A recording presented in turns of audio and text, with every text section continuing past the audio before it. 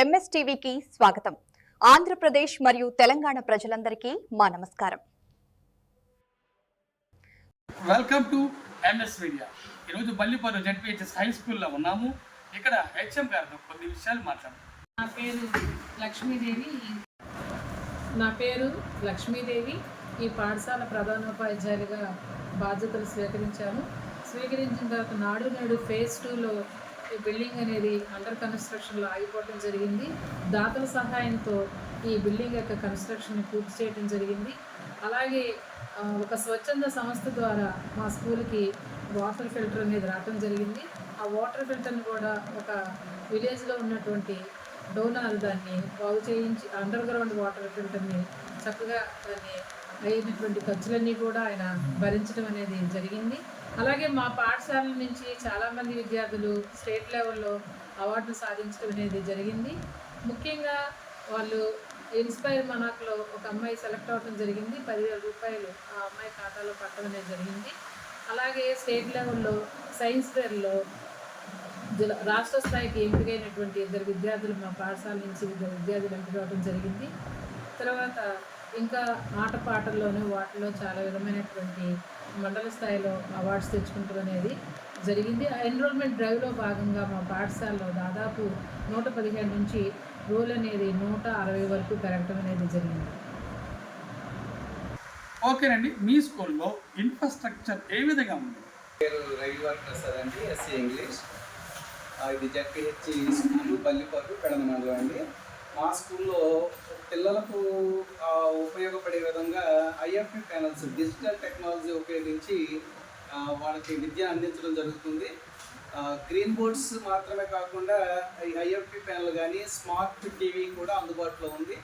అలాగే ప్రతి తరగతి గది కూడా టీచింగ్ లెర్నింగ్ మెటీరియల్తో విద్యార్థులు తయారు చేసినవి కానీ ఉపాధ్యాయులు తయారు చేసినవి కానీ డిస్ప్లే చేయడం జరిగింది. అలాగే టీఎల్ఎం ఉపయోగించి విద్యార్థులకు చక్కటి బోధన చెప్పడం జరుగుతూ ఉంది.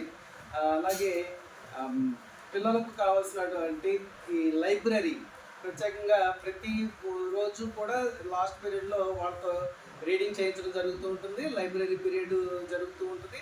స్టోరీ టెల్లింగ్ కానీ రైటింగ్ కానీ రీడింగ్ ప్రాక్టీస్ కానీ జరుగుతూ ఉంటాయి. అలాగే పిల్లలకు సాయంత్రం పూట ఆహ్లాదకరమైన వాతావరణంలో వాళ్ళు సాంస్కృతిక కార్యక్రమాలు ఆటలు ఆడుకోవడానికి కానీ ఇలాంటి పార్టిసిపేట్ చేయడానికి వాళ్ళకి చక్కటి ప్లే గ్రౌండ్ కూడా ఉంది.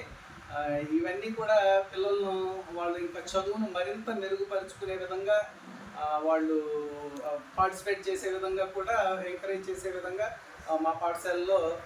ఓకే మేడం, మరి మీ స్కూల్లో విద్యా బోధన టీచింగ్ మెథడ్స్ ఏ విధంగా టీచ్ చేస్తున్నారు? అదేవిధంగా మరి వెనకబడిన విద్యార్థులను ఏ విధంగా ముందుకు తీసుకొస్తున్నారు? పాఠశాలలో వెనుకబడినటువంటి విద్యార్థుల కోసము ప్రత్యేకమైనటువంటి రెమెడియల్ టీచింగ్ అనేది జరుగుతుంది.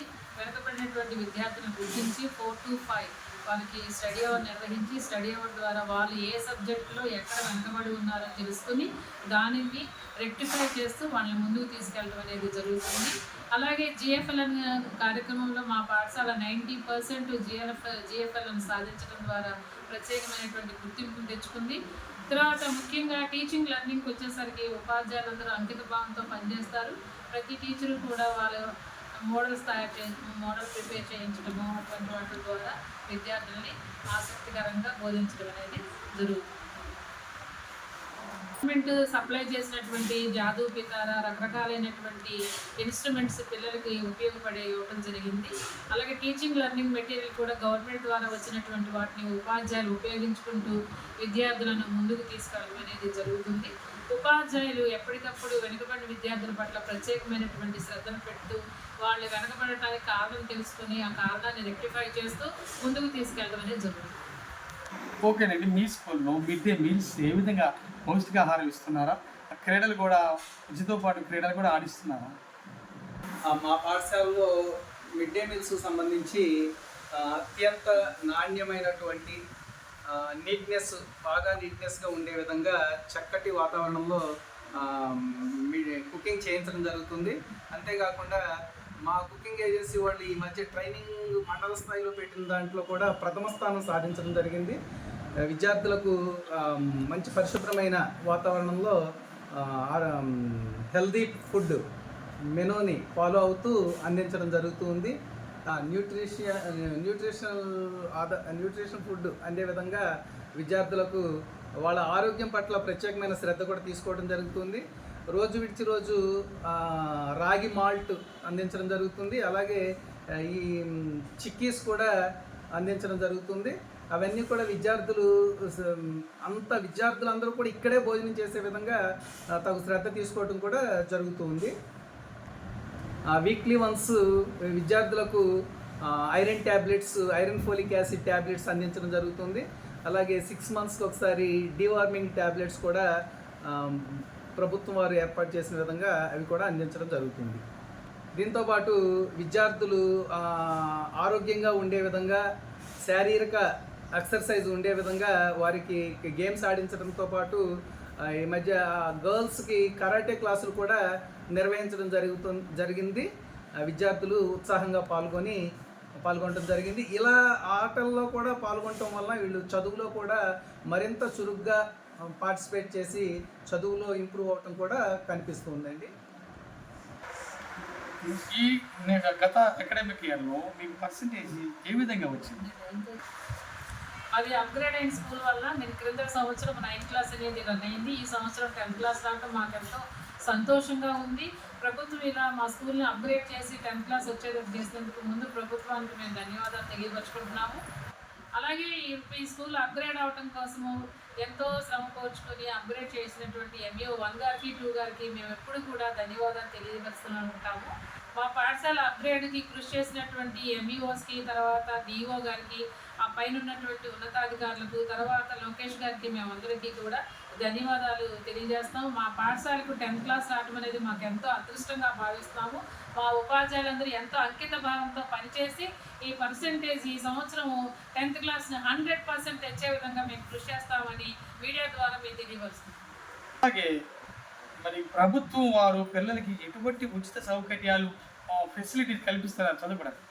ప్రభుత్వం వారు గవర్నమెంట్ స్కూల్లో చదివే విద్యార్థుల కొరకు అనేకమైనటువంటి సౌకర్యాలు కల్పిస్తుంది. అందులో భాగంగా ప్రతి ఒక్క విద్యార్థికి తల్లికి వందనం అనే ప్రోగ్రాం ద్వారా వాళ్ళ యొక్క ఖాతాల్లో 15,000 జమ చేయడం జరుగుతుంది. అలాగే సర్వేపల్లి రాధాకృష్ణ విద్యామిత్ర ద్వారా విద్యార్థులకు ఉచిత పుస్తకాలు, తర్వాత వాళ్ళకి నోట్బుక్స్, యూనిఫామ్స్ ఇవన్నీ కూడా ఇవ్వడం జరుగుతుంది. తర్వాత GFLN ద్వారా వాళ్ళకి అనేకమైన రకాలైనటువంటి ఆట పాటలతో నేర్పే విధంగా అనేకమైనటువంటి కిట్లు కూడా సరఫరా చేయడం అనేది జరుగుతుంది. వీటన్నిటినీ కూడా ఉపయోగించుకుని ఈ గవర్నమెంట్ పాఠశాలలో చదివినటువంటి విద్యార్థులు ఎంతో ఉన్నత స్థాయికి వెళ్ళి ఎన్నో రకాలైనటువంటి అవార్డులు కూడా తీసుకురావడం జరుగుతుంది. గవర్నమెంట్ ఇన్ని రకాలైనటువంటి ఉచిత సేవలు అందిస్తుంది కాబట్టి గవర్నమెంట్ స్కూలే ముద్దు అనే నిదానంతో ముందుకు వెళితే చాలా మంచిదని కోరుకుంటున్నాను. చివరిగా విద్యార్థుల తల్లిదండ్రులకు మీ స్కూల్ తరపున మీరు ఏమని విన్నపం చేస్తున్నారు?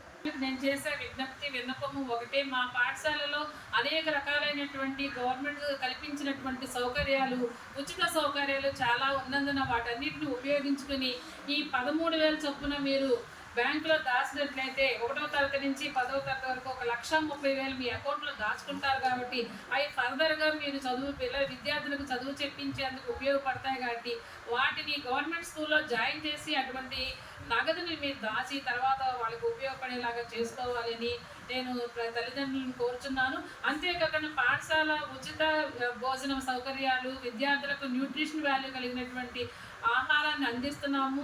ఆరోగ్యం పట్ల, తర్వాత పరిశుభ్రత పట్ల అన్నింటినీ జాగ్రత్తలు వహిస్తున్నాం. కాబట్టి విద్యార్థుల యొక్క తల్లిదండ్రులు తప్పనిసరిగా గవర్నమెంట్ స్కూల్లో చేర్పించి మేము మీ పిల్లల్ని బంగారు బిడ్డల్లాగా తీర్చిదిద్దుతామని మేము మీడియా ముందు ద్వారా మీ అందరికీ కూడా విజ్ఞప్తి చేస్తున్నాను. Thank you madam. మీ గురించి ఇంకా మీరు సాధించిన విజయాలు ఏమైనా ఉన్నాయా?